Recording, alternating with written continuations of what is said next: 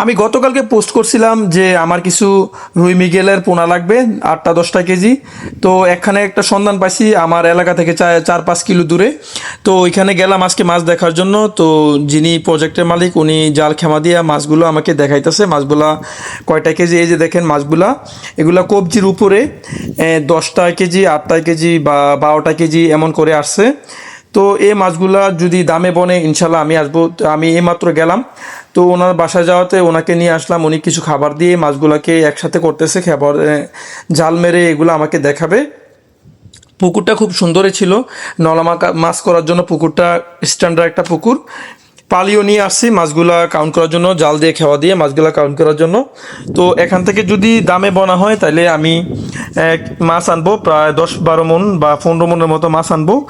তো আমার আরও মাছ প্রয়োজন, যাদের কাছে আছে 10-12টা কেজি রুই মাছ, বা আরও বড় হোক 8টা কেজি হোক 7টা কেজি হোক সমস্যা নাই, এমন মাছ আমার প্রয়োজন আছে প্রায় 10-15-20 মণের মতো।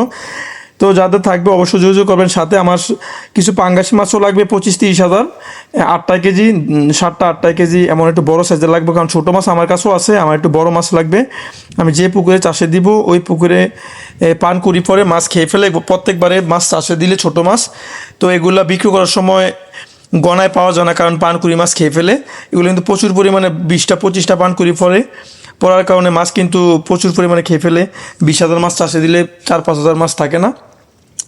তো উনি জাল মারছে, জাল মাইরা দেখেন মাছগুলা কাছে টেনে আনতেছে, পারে তুলবে মাছগুলা গণনা করার জন্য কয়টা কেজি লাগে। মোটামুটি জালে প্রায় 20 কেজির মতো মাছ আসছে, ভালোই মাছ আসছে।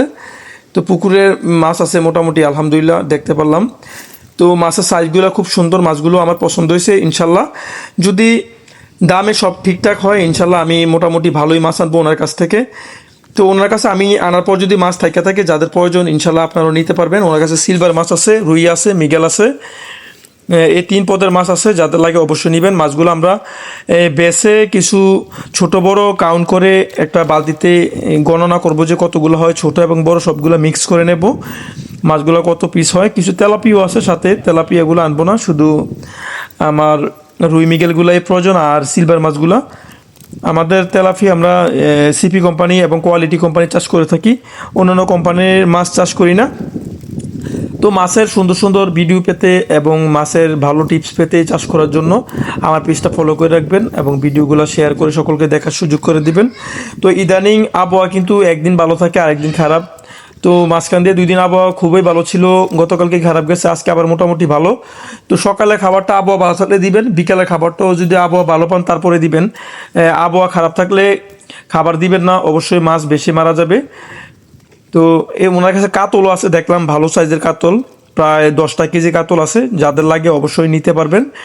তো যাদের পুকুরে এই পানির পরিমাণটা একটু কম থাকে, ভালো করে মাছ চাষে দিতে পারেন না, 4 ফিট 5 ফিট থাকে, 5 ফিট থাকে না 4 ফিট থাকে, 3.5 ফিট থাকে, এসব পুকুরে আপনারা এরকম ছোট ছোট 2 ইঞ্চি 3 ইঞ্চি সাইজের মাছ নিয়ে রাখতে পারেন। এগুলা আপনি 1 বছরে মোটামুটি 4টা কেজি আশা করবো আপনি নলা মাছ হিসেবে বিক্রি করতে পারবেন। যারা মাছ নিয়ে চাষে দেয় মাছ বিক্রি করতে তেমন একটা সময় লাগে না। নলা মাছ বাজারের তুলনায় খুব ভালো রেট পাওয়া যায় বড় মাছের তুলনায়, এবং নলা মাছের রেটটা খুব ভালো পাওয়া যায়। যেমন এই মাছগুলা সচরাচর 8,000 8,500 টাকা করে বিক্রি হয়। তো মোটামুটি ভালোই, খারাপ না। তো আপনারা যারা নলা মাছ প্রয়োজন ইনশাল্লাহ এখান থেকে নিতে পারবেন আমি আনার পর। এই যে আমি মাছগুলো কাউন্ট করতেছি, এখানে 2 কেজি 500 গ্রাম মাছ হচ্ছে এই মাছগুলা, 2 কেজি 500 গ্রাম। এখন আমি কাউন্ট করব। 3, 4, 5, 6, 7, 8, 9, 10, 11, 12, 13, 14, 15, 16, 17, 18, 19, 20, 21, 22, 23, 24, 25, 26, 27, 28, 29, 30, 30টা মাছ হয়েছে ভাই।